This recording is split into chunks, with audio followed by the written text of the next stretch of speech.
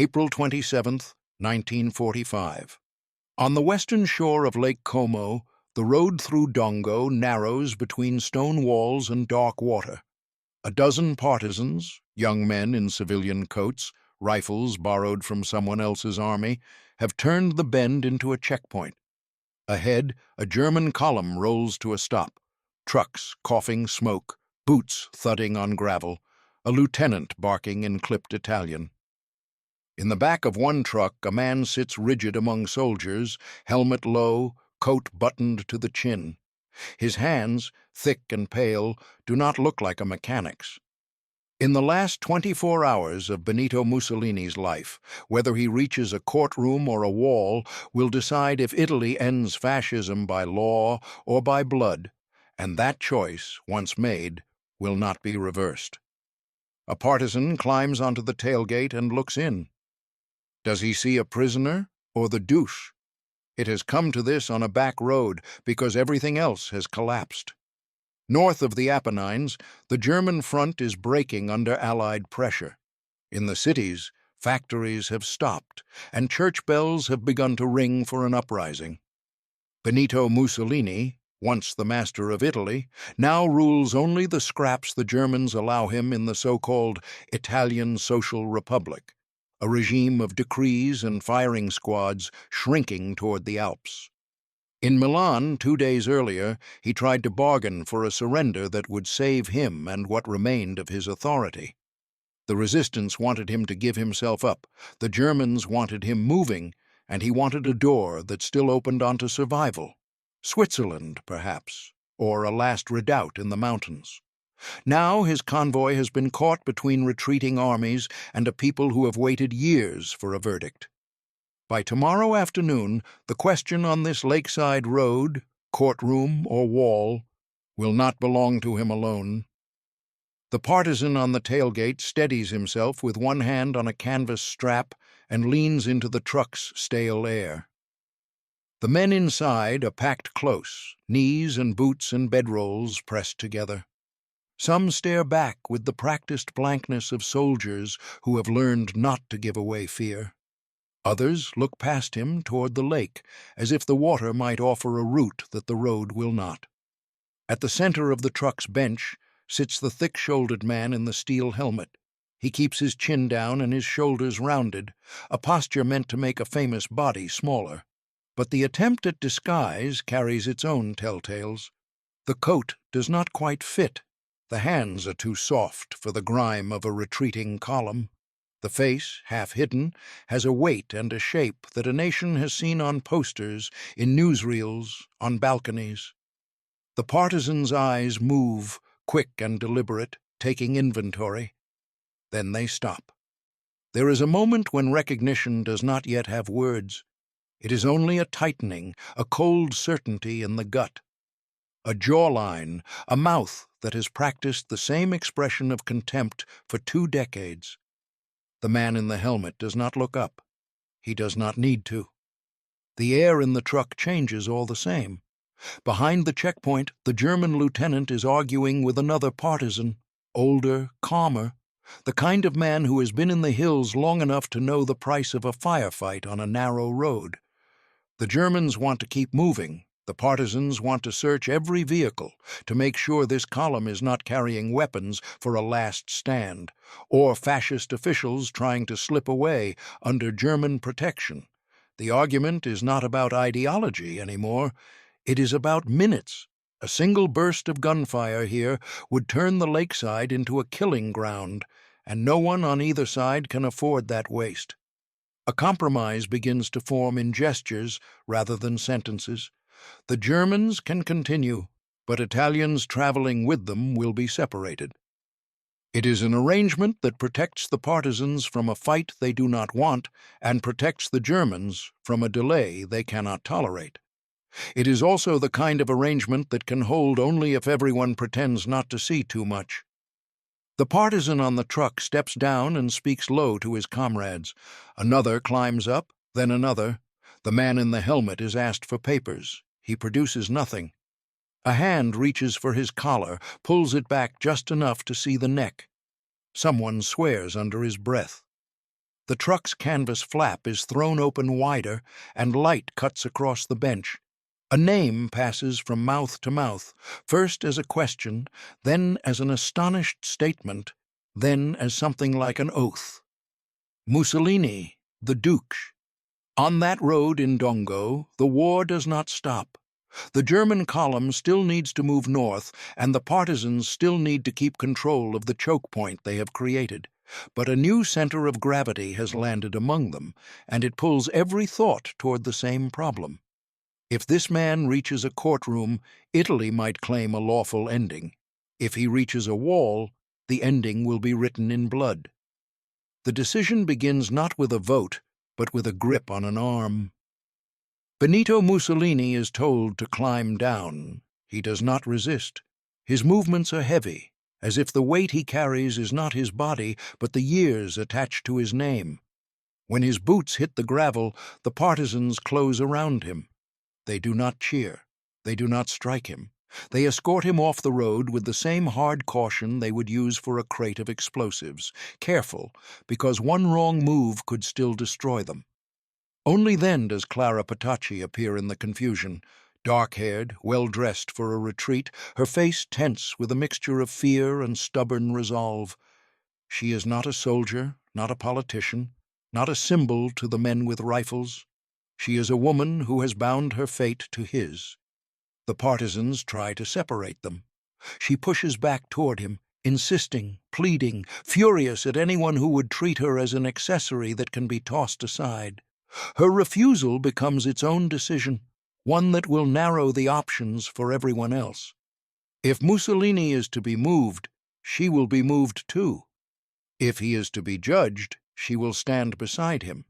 If he is to face a wall, she will not step away.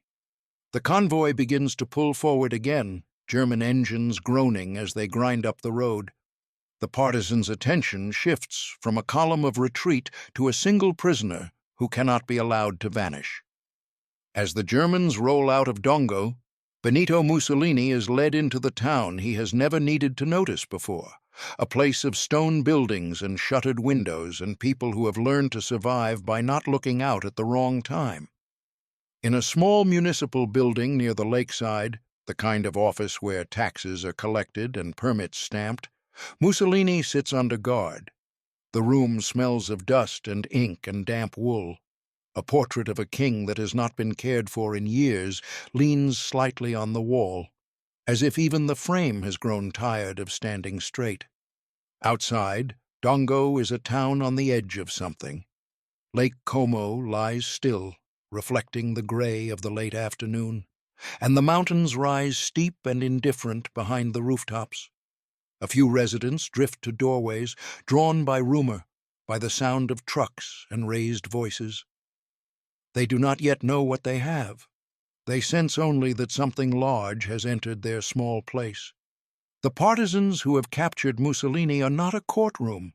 They are not a government. They are a network of brigades and committees, men and women who have fought in forests and factories and alleyways, who have watched comrades hanged and families punished. They carry the authority of arms and the moral weight of resistance, but not a single uniform rulebook.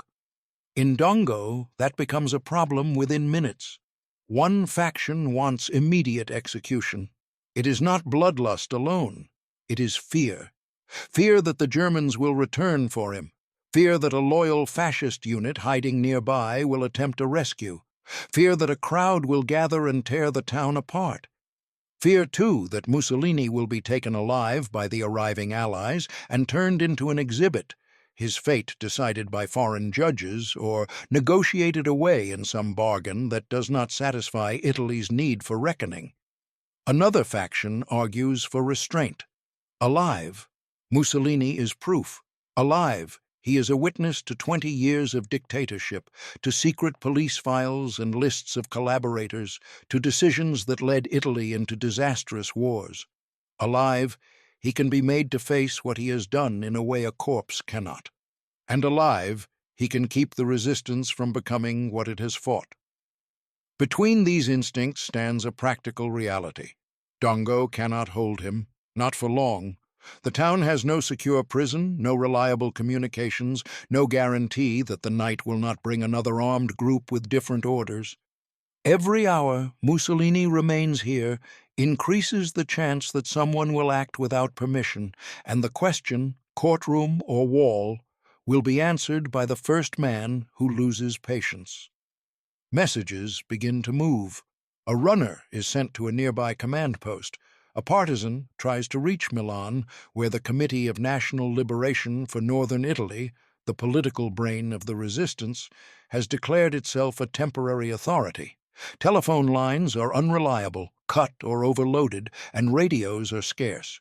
Orders, when they come, will travel slowly over mountain roads and through villages where loyalties still shift like fog. Mussolini watches all of it with a face that has run out of theatrics. He has spent a career commanding rooms with gestures, with a pause, with a stare.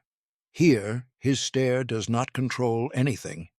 The men around him do not wait for his signal. They wait for instructions from elsewhere, or for nightfall, or for the next sound on the road. Clara Petacci is held nearby. She asks repeatedly to see him. Sometimes she is allowed, sometimes not. Each time, the guard's decision is small, but it accumulates. It establishes a pattern. This is a captive, not a guest. And in the cramped air of Dongo's office, that truth begins to press on Mussolini like a hand against the throat. As evening approaches, the partisans make a choice that is less moral than logistical. They will move Mussolini away from the town, up into the folds of the hills, where a smaller group can guard him in secret. It is an attempt to buy time for a decision to be made elsewhere, and to keep Dongo from becoming the stage for an ending that cannot be controlled. The lake road that had been a trap becomes, briefly, an escape route. Only now it is Mussolini who is being moved under cover, not to freedom, but to uncertainty. The drive out of Dongo is quiet at first, an ordinary vehicle on an ordinary road, the kind of movement that could be mistaken for a family fleeing the fighting. But nothing about it is ordinary. The men in front are tense, eyes scanning for headlights, for roadblocks, for any sign that the Germans have realized what was lost in the checkpoint's compromise. The lake sits black to one side, an expanse of cold that seems to drink sound, and the mountains crowd the other, their slopes broken by scattered houses whose lights blink like cautious signals. Mussolini rides in the back seat, hunched slightly, the helmet gone now, the disguise stripped away by the very act of capture. His face looks older than the photographs, the skin slack, the mouth set in a line that could be resignation or defiance. He has been moving for days, Milan, Como, then the lake road, always with the sense that somewhere ahead there is still a door. Now he is being driven by men who do not care what door he wants. He is cargo. He is a problem to be solved. Clara Petacci is with him, and the closeness matters. If he had been alone, he might have been able to present himself as a political figure, a head of state, someone to be treated with the formalities of surrender. With her beside him, the human reality of his private choices sits in the same seat as the public dictator. It makes him easier to despise for some and harder to mythologize for others. It also tightens the noose of responsibility. If the ending is by law, what is her place in the law? If it is by blood, how does blood sort guilt? They climb into the hamlets above Mezzegra, where the road becomes narrower and the turns sharper. Here the lake is only glimpsed between trees, a dark strip far below. The air is colder, and the smell shifts from exhaust to wet earth and wood smoke. It is the kind of terrain partisans know intimately, places where a small group can disappear, where a single sentry can watch a bend for hours, where the geography is an ally. The house chosen is not a fortress. It is a modest home, a farmhouse in a cluster of buildings with stone steps and a low doorway. Inside, the rooms are small and practical. Kitchen, a table scarred by years of meals, a crucifix on a wall, bedding folded in a corner. The guards do not have the luxury of creating an illusion of detention. They simply place Mussolini in a room and post a man at the door. Night settles quickly in the hills. Somewhere down by the lake, engines can be heard faintly, and then not at all.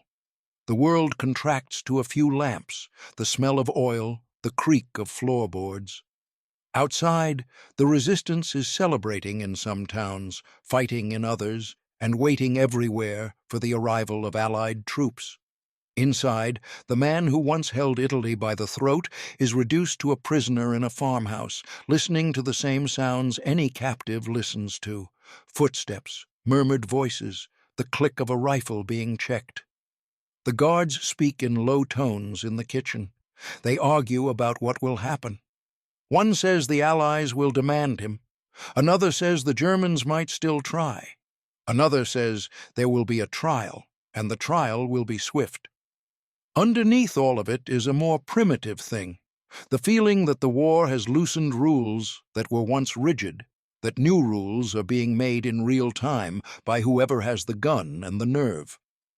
Mussolini asks for water. Someone brings it. He asks for paper. It is unclear whether he is granted it. In some accounts, he sits silent for long stretches, eyes fixed on nothing, as if staring at an inner screen where the last 2 decades replay without sound. Clara Petacci is allowed into his room for moments. She clutches his hands, her voice urgent, her body tense with the instinct to fight, even when fighting has become absurd. He does not have a plan now. Plans require options, and options require time.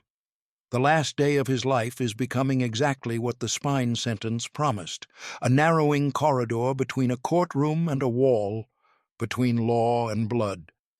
And the corridor's walls are not made of ideology, but of roads, distance, broken communications, and the simple fact that he has been found. Down in Milan, where the great stone buildings stand over wide streets and empty tram lines, the resistance is not dealing in symbols alone. It is trying to become a government overnight. The Committee of National Liberation for Northern Italy meets in the city like men and women who have been living in basements and safe houses and suddenly find themselves responsible for a nation's ending. They represent parties that once would have been enemies: communists, socialists, Christian Democrats, liberals of the Action Party, held together by the necessity of defeating fascism and German occupation. Their unity has always been tactical. Now it must become administrative, and that is harder. Word arrives that Mussolini has been captured near Lake Como. The news lands in the room with a force that is almost physical. Mussolini is not only a man, he is the face of a regime, the author of laws and wars, the voice that declared enemies and demanded sacrifice. His capture is an opportunity and a risk. The opportunity is obvious. With Mussolini in their hands, the resistance can claim that it, not the monarchy, and not the Allied armies, has brought the fascist era to its end. A lawful trial would demonstrate that the resistance is capable of governing, not merely fighting. It would also answer, in public, for years of violence carried out by the regime: executions, prisons, tortures, the collaboration with Nazi Germany that deepened Italy's ruin. But the risk is sharper. If Mussolini is turned over to the Allies, his fate might be decided far from Italian streets. He might be flown out as a trophy, questioned, used to extract information, then judged in a process that Italians do not control. That would leave a vacuum where the moral climax should be. The resistance has lost too many lives to let the end be outsourced. There is also the problem of time. German forces are still in northern Italy, even if they are retreating. Fascist diehards still have weapons. The situation is unstable. A trial takes days, weeks, procedures, a secured location, guards, witnesses. A prisoner can be moved, rescued, assassinated, turned into a rallying point for last-ditch resistance. A prisoner can also be killed by an uncontrolled crowd, and then law is replaced by chaos. In that room in Milan, the argument circles the same axis as the one in Dongo: courtroom or wall, law or blood. It is not a philosophical debate. It is a choice about what kind of authority will be born from the ruins. A decision forms, heavy and deliberate. Mussolini is to be executed by order of the resistance leadership. It is, in their minds, an act of wartime justice, carried out to prevent greater disorder and to assert Italian sovereignty over Italian crimes.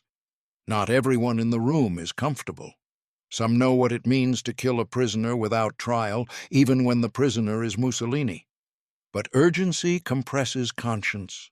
The war has taught everyone that delay has a cost.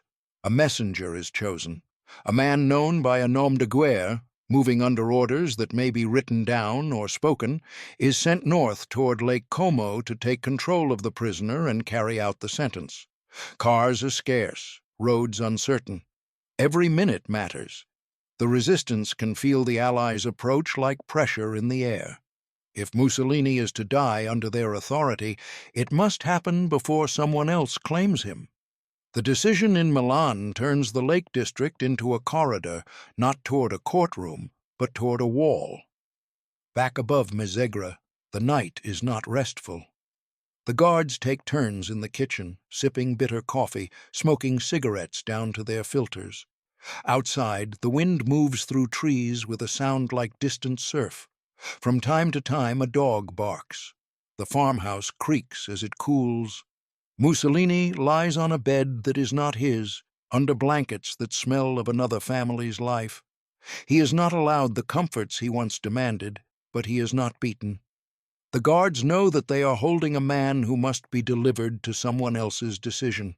Their job is to keep him alive until that decision arrives.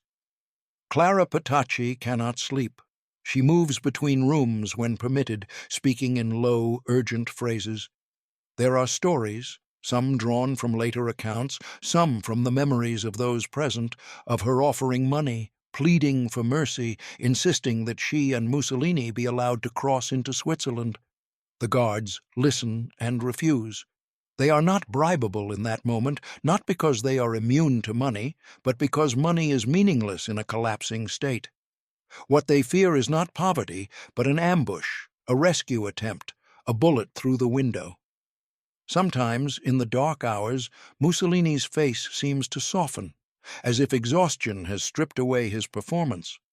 At other times it hardens, the old posture returning out of habit. He had built a regime on the idea of will, on the assertion that history bends to a man who dares. Now history feels like a hand that has stopped bending and has begun to close. Outside this farmhouse, the landscape itself is an antagonist.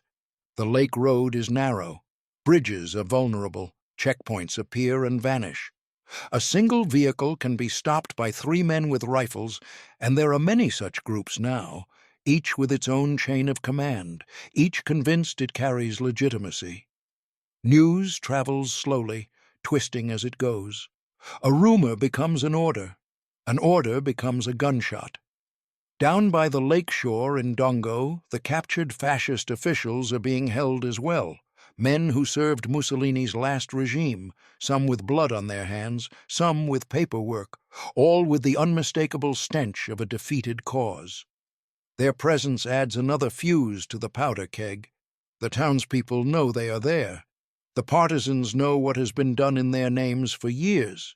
There is talk of revenge, and revenge does not wait for legal documents. In the earliest light of April 28th, while mist still hangs over the water and the mountains are only silhouettes, that revenge begins to take form. At dawn in Dongo, the air is raw and wet. The lake looks like metal again, and the town's streets are still mostly empty, as if holding its breath. The fascist prisoners, officials captured with the convoy, are brought out under guard. Their faces are different kinds of pale, some chalky with fear, some tight with anger, some oddly blank. They have known, since the checkpoint, that the old protections are gone. They are no longer backed by German rifles, by black-shirt squads, by a state that punishes dissent. They are backed only by the possibility of mercy. Mercy is scarce. The partisans who escort them are not executioners by profession. Many are young, their hands still bearing the marks of labor in factories or farms. But the war has turned them into men who can shoot when ordered. They have watched friends dragged away and returned as bodies. They have learned to count grief like ammunition. The prisoners are taken to a spot where the town cannot pretend not to know, and yet can avoid seeing too much. The conflict is not only between captors and captives, it is inside the resistance itself, whether this is the moment to demonstrate lawful authority or to release years of pent-up violence. The trigger for what follows is a decision, swift, brutal, and irreversible. The prisoners are shot. The bodies fall. Blood spreads on stone that will not forget it. For some partisans, the act feels like justice. For others, it feels like a line crossed. For the town, it is a message that the old regime will not be gently retired. It will be ended. And for Mussolini, held up in the hills, the dawn executions are a grim signal of what the word judgment may mean now. If other fascists can be killed without trial, the path to a courtroom grows narrower with every hour. The law or blood question is no longer theoretical. It has already taken a shape on the ground. By mid-morning, movement begins in the farmhouse above Mezzegra. A car arrives, its engine cut quickly, as if even the sound might draw the wrong attention. Men step out who are not from the local brigade. They carry themselves with the confidence of those who believe they bring higher authority. One of them introduces himself by a nom de guerre. Another keeps his eyes on Mussolini's guards, measuring them, ready for resistance. Mussolini is told he will be moved. The word moved is the most dangerous verb in captivity. It can mean transfer to a jail. It can mean rescue. It can mean execution. Mussolini asks where. He is not answered. Clara Petacci insists on going with him. A guard suggests she should stay behind, that the men are only taking Mussolini. She refuses with a force that surprises even those who have been watching her for a day. If he goes, she goes. They dress quickly. Mussolini's clothing is rumpled, his tie absent. He looks like a man who has been sleeping in borrowed sheets. He steps outside into the chill and blinks against the light. The mountains are clear now, the lake below a hard blue.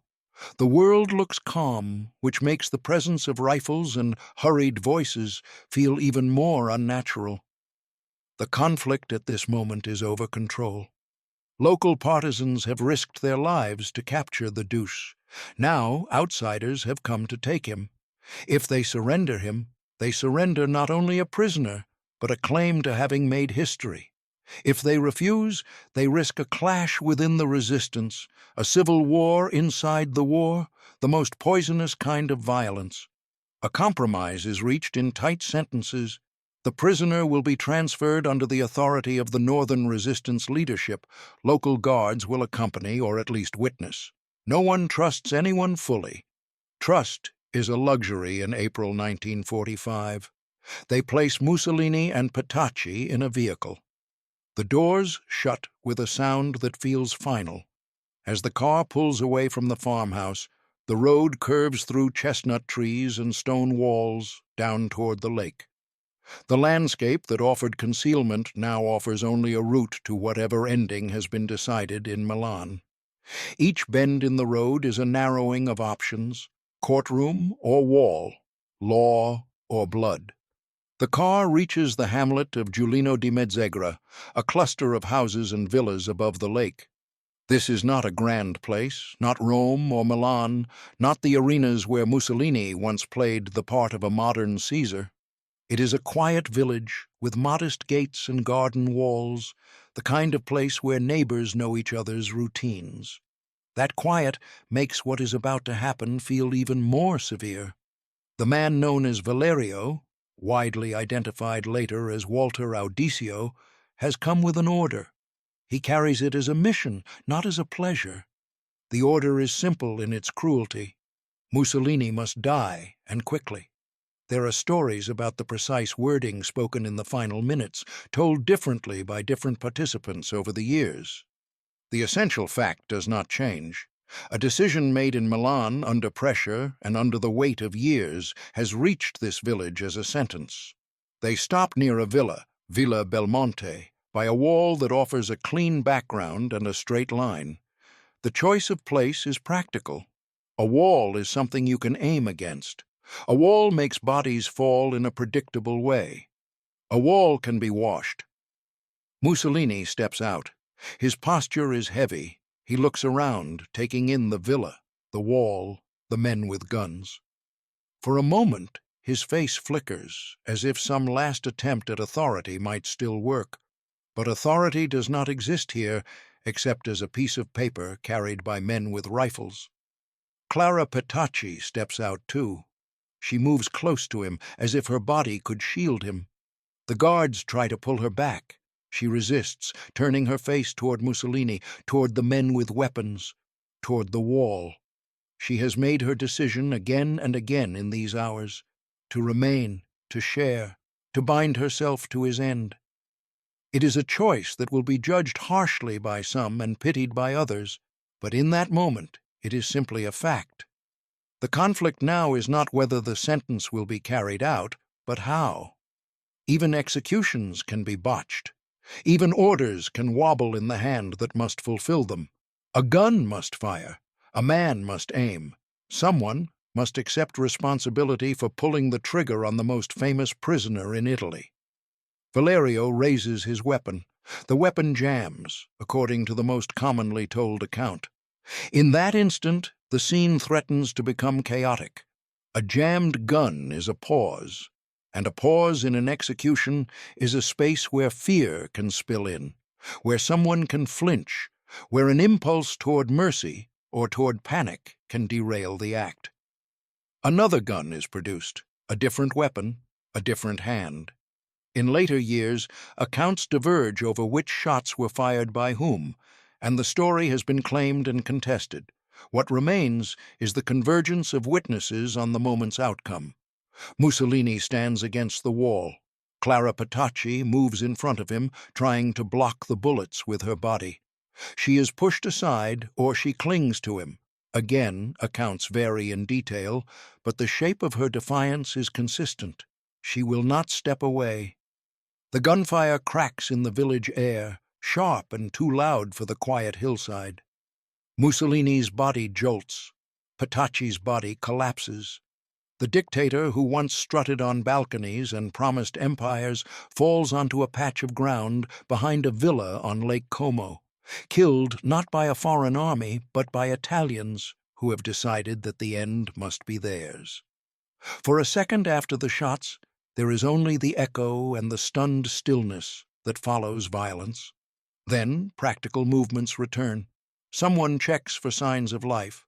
Someone looks up and down the road, afraid of witnesses. Someone wipes sweat from a brow. The man who carried the order must make sure it has been fulfilled. In the last 24 hours of Benito Mussolini's life, the choice between courtroom and wall has been answered. Italy, in that moment, has ended fascism not by a public trial, but by blood at a wall.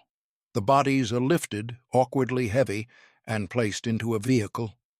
Death does not make a man lighter. It only changes the way weight is carried. Mussolini's head lolls. Petacci's hair falls across her face. The guards cover them as best they can, not out of respect, but out of urgency. The work now is to move the evidence of the decision to where it will have meaning. The road back down toward the lake feels different.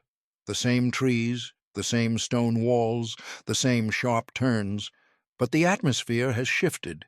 A prisoner can be guarded with the idea that something is still to be decided. A corpse is already decided. A corpse only needs to be displayed, hidden, buried, burned. Each option carries its own politics. In Dongo and the surrounding towns, rumors have already spread. Mussolini has been captured. Mussolini is being moved. Mussolini has been killed. Each rumor arrives with a different timestamp and a different certainty. In a landscape of broken communications, truth travels like smoke.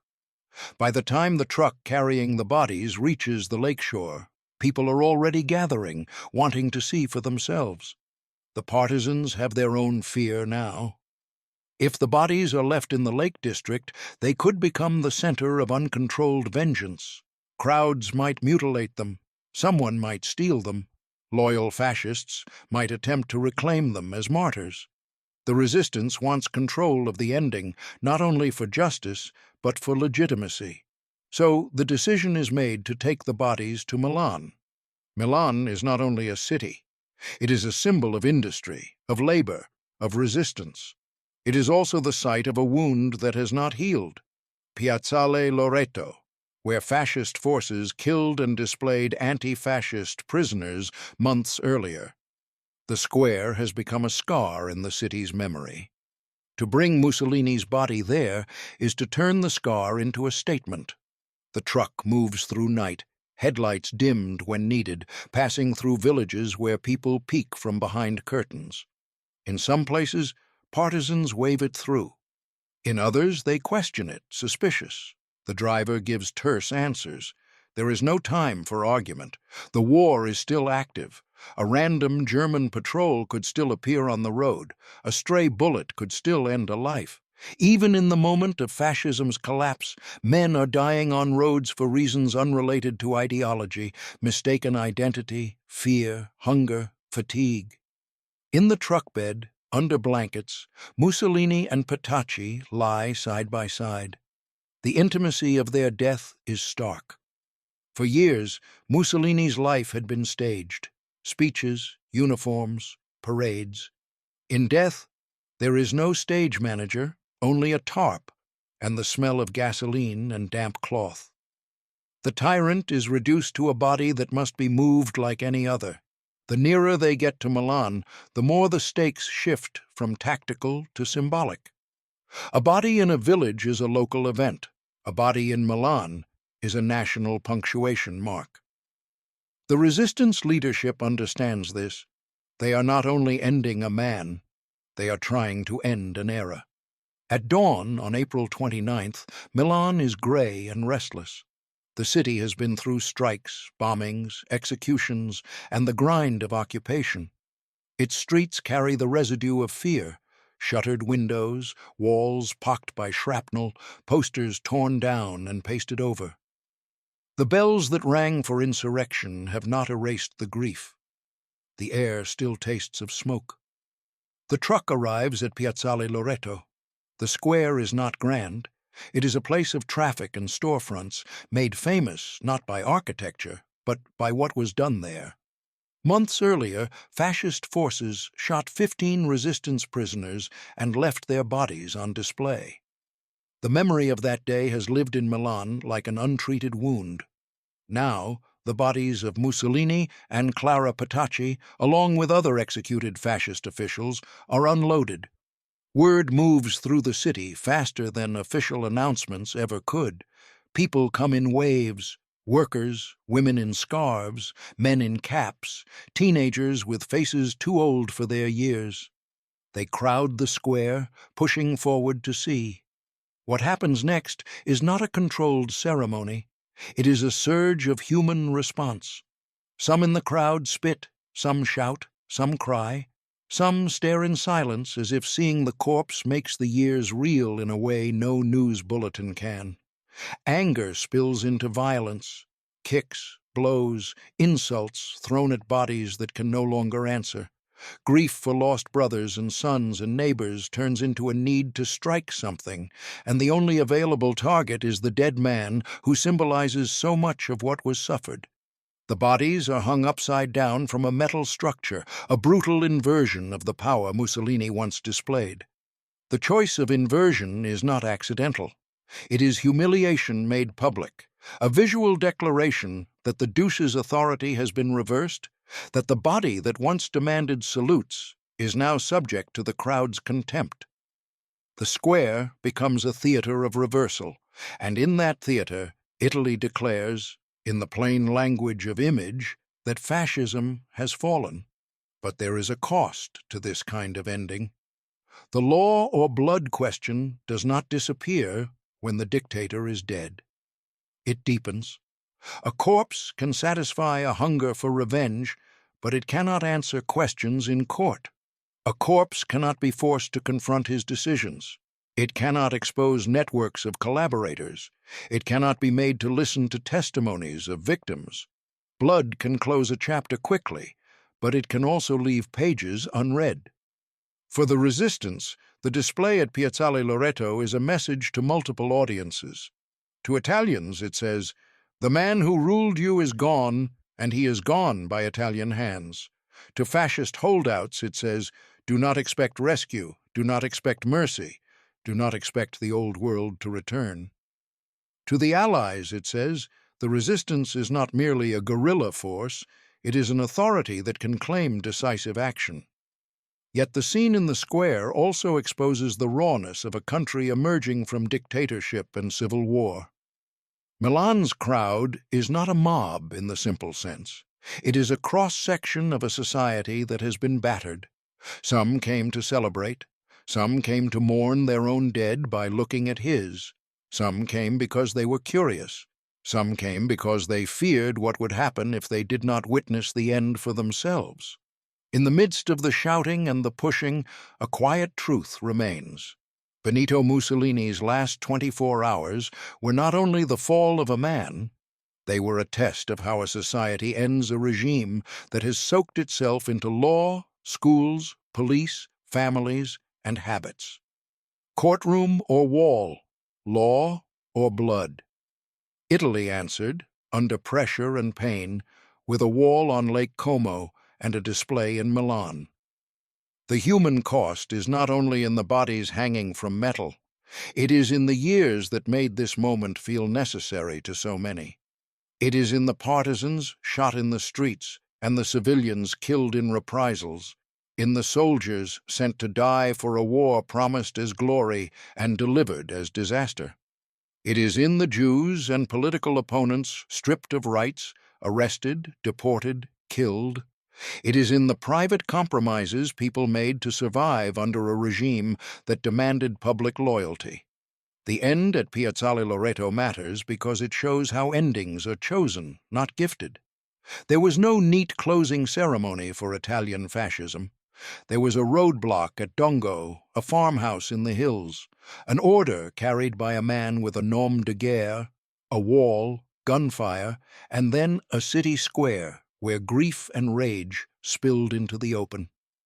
Mussolini's fate could have been a courtroom, a transcript, a verdict spoken in legal language. Instead, it was blood at a wall, and the country has lived ever since with the inheritance of that choice, the relief of a decisive end, and the unresolved questions that only law can fully answer. In that sense, the final 24 hours did not only close Mussolini's life, they forced Italy to decide in real time what kind of justice it believed in when the old rules had burned away. And once that choice was made, it could not be undone.